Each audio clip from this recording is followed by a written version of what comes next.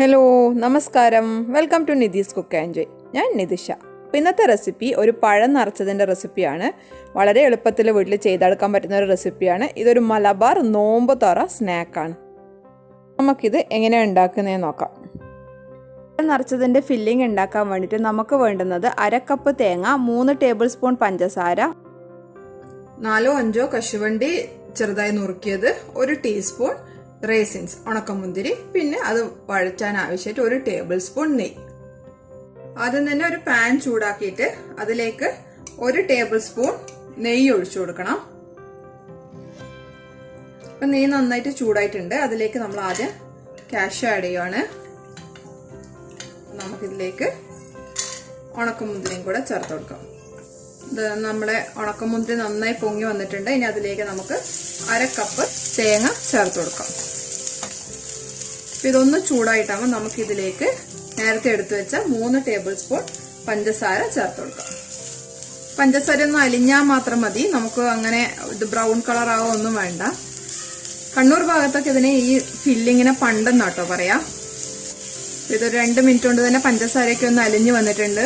നിങ്ങൾക്ക് ഇതിന് പകരം പൊടിച്ച പഞ്ചസാര വേണമെങ്കിൽ അതും ചേർത്ത് കൊടുക്കാം, കുഴപ്പമൊന്നുമില്ല.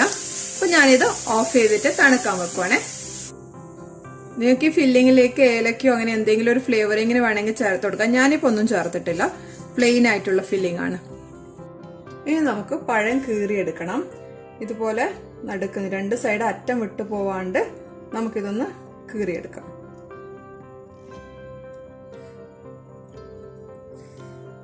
കണ്ടോ, അറ്റം വിട്ടു പോകാൻ പാടില്ല കേട്ടോ.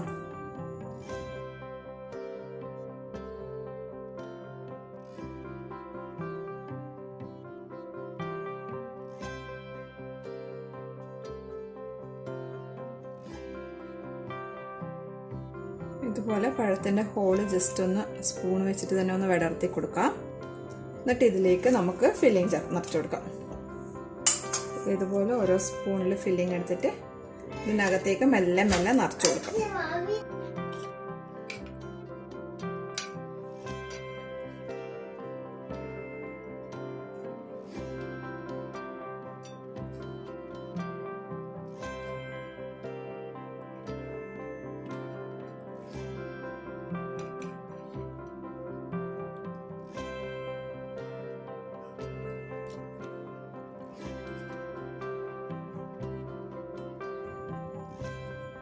ഇതുപോലെ 3 പഴം നിറച്ചെടുക്കാം.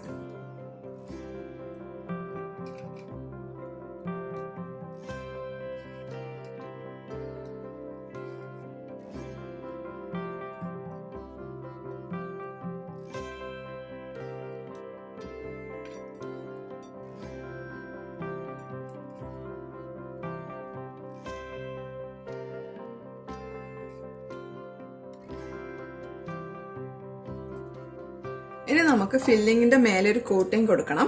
അതിന് വേണ്ടിയിട്ട് ഒരു 1/4 കപ്പ് മൈദ എടുത്തു വെച്ചിട്ടുണ്ട്. ഇതിലേക്ക് നുള്ളു ഉപ്പ്, ആവശ്യത്തിന് വെള്ളവും ചേർത്തിട്ട് തിക്കായിട്ടുള്ളൊരു ബാറ്റർ ഉണ്ടാക്കണം. നല്ല കട്ടിയോടെ തന്നെ വേണം ബാറ്റർ, അല്ലെങ്കിൽ ഇത് ഒഴുകി പോവും.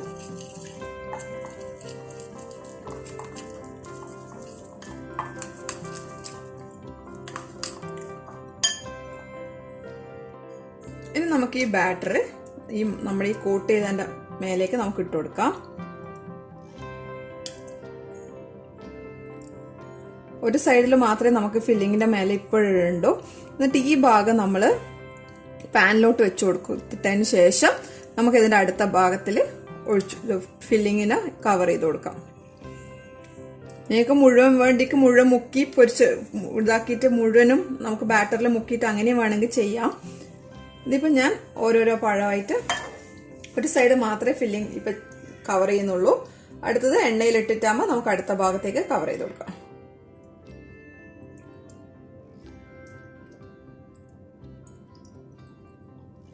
ഇതുപോലെ അല്ലാതെ ആദ്യം പഴം വാട്ടിയെടുത്തിട്ടും വേണമെങ്കിൽ നമുക്കിത് ഫില്ലിങ് വാട്ടിയ പഴത്തിലേക്ക് കീറിയിട്ട് നമുക്ക് ഫില്ലിങ് നിറച്ചു കൊടുക്കാം.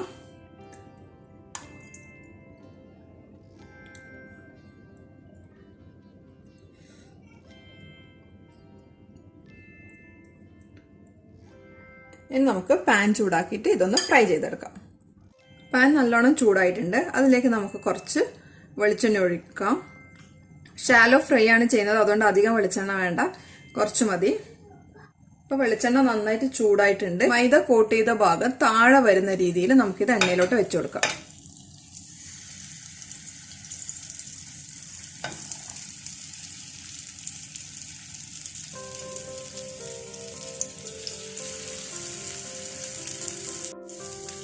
ഇനി നമുക്കിതിന്റെ മുകൾ ഭാഗത്ത് ഇവിടെയും കൂടെ കോട്ടിങ് ചെയ്ത് കൊടുക്കാം.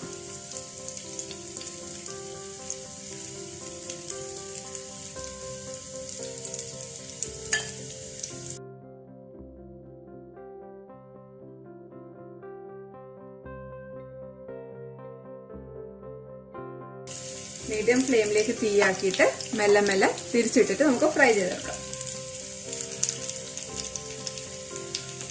ഇത് അടിഭാഗം ഏകദേശം വെന്തിട്ടുണ്ടാവും.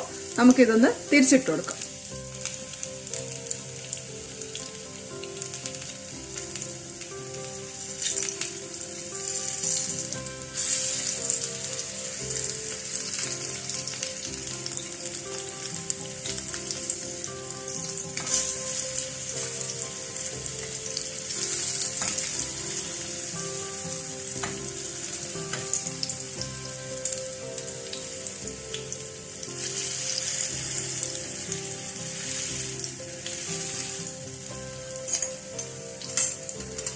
ഒരു മീഡിയം ഫ്ലെയിമിൽ കിടന്നിട്ട് എല്ലാ ഭാഗവും ഇതൊന്ന് വെന്ത് കിട്ടണം.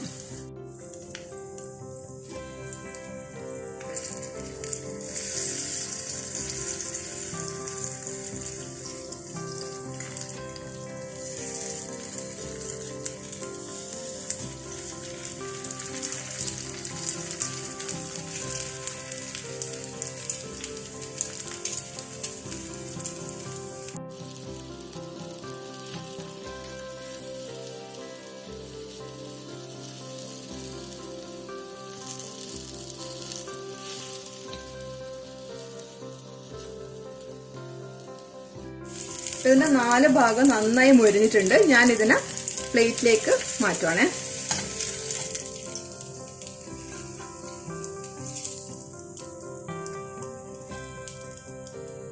അപ്പൊ നമ്മുടെ ഇന്നത്തെ ഡിഷ് പഴം നിറച്ചതാണ്. നമുക്കിത് 2 രീതിയിൽ ചെയ്യാൻ പറ്റും പഴം നിറച്ചത്. ഒന്ന്, ഈ പഴം ആദ്യം തന്നെ വാട്ടിയതിന് ശേഷം കീറിയിട്ട് ഇതിന്റെ അകത്തേക്ക് ഫില്ലിങ് നിറയ്ക്കാം. അല്ലെങ്കിൽ ഞാൻ ചെയ്ത പോലെ ഫില്ലിങ് നിറച്ചതിന് ശേഷം നമുക്ക് വാട്ടിയെടുക്കാം. ഓക്കെ, അപ്പോൾ എല്ലാവരും ഇത് വീട്ടിൽ ട്രൈ ചെയ്ത് നോക്കണം. Thank you for watching. Thank you so much.